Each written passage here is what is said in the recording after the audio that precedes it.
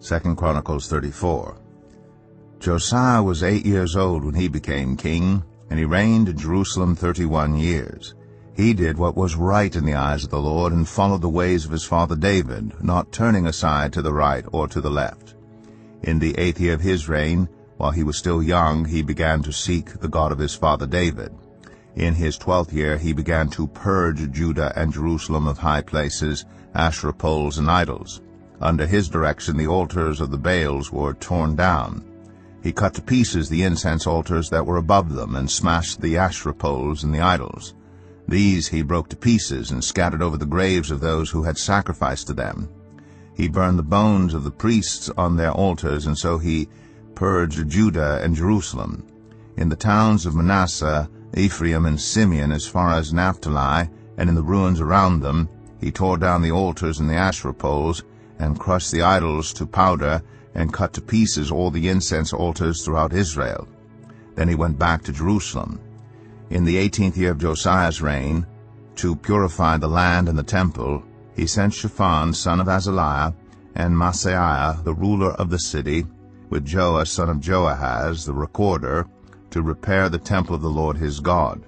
They went to Hilkiah the high priest, and gave him the money that had been brought into the temple of God, which the Levites, who were the gatekeepers, had collected from the people of Manasseh, Ephraim, and the entire remnant of Israel, and from all the people of Judah and Benjamin, and the inhabitants of Jerusalem. Then they entrusted it to the men appointed to supervise the work on the Lord's temple. These men paid the workers who repaired and restored the temple. They also gave money to the carpenters and builders to purchase dressed stone and timber for joists and beams, for the buildings that the kings of Judah had allowed to fall into ruin. The workers labored faithfully.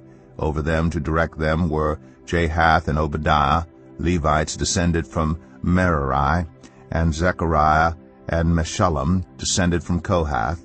The Levites, all who were skilled in playing musical instruments, had charge of the laborers and supervised all the workers from job to job.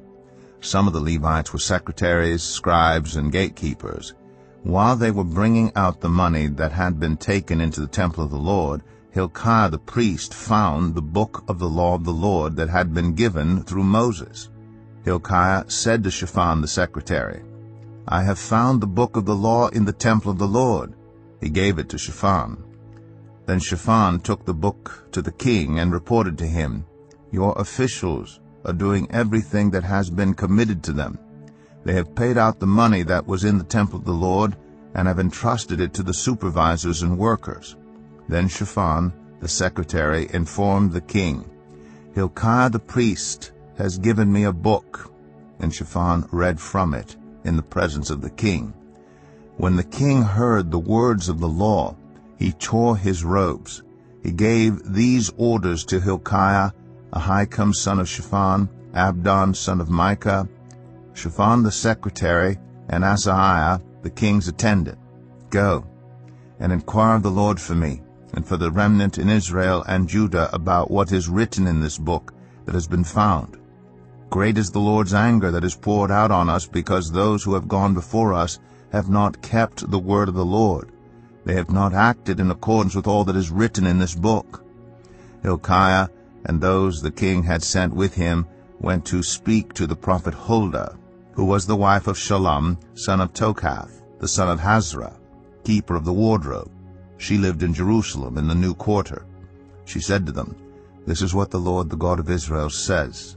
Tell the man who sent you to me, this is what the Lord says. I'm going to bring disaster on this place and its people. All the curses written in the book that has been read in the presence of the king of Judah, because they have forsaken me and burned incense to other gods, and aroused my anger by all that their hands have made. My anger will be poured out on this place and will not be quenched. Tell the king of Judah, who sent you to inquire of the Lord, this is what the Lord, the God of Israel, says concerning the words you heard. Because your heart was responsive, and you humbled yourself before God, when you heard what he spoke against this place and its people, and because you humbled yourself before me, and tore your robes, and wept in my presence, I have heard you, declares the Lord. Now I will gather you to your ancestors, and you will be buried in peace. Your eyes will not see all the disaster I am going to bring on this place and on those who live here." So they took her answer back to the king. Then the king called together all the elders of Judah and Jerusalem. He went up to the temple of the Lord with the people of Judah, the inhabitants of Jerusalem, the priests and the Levites, all the people from the least to the greatest. He read in their hearing all the words of the book of the covenant which had been found in the temple of the Lord. The king stood by his pillar and renewed the covenant in the presence of the Lord, to follow the Lord and keep his commands, statutes, and decrees with all his heart and all his soul, and to obey the words of the covenant written in this book. Then he had everyone in Jerusalem and Benjamin pledge themselves to it. The people of Jerusalem did this in accordance with the covenant of God, the God of their ancestors. Josiah removed all the detestable idols from all the territory belonging to the Israelites, and he had all who were present in Israel serve the Lord their God as long as he lived. They did not fail to follow the Lord, the God of their ancestors.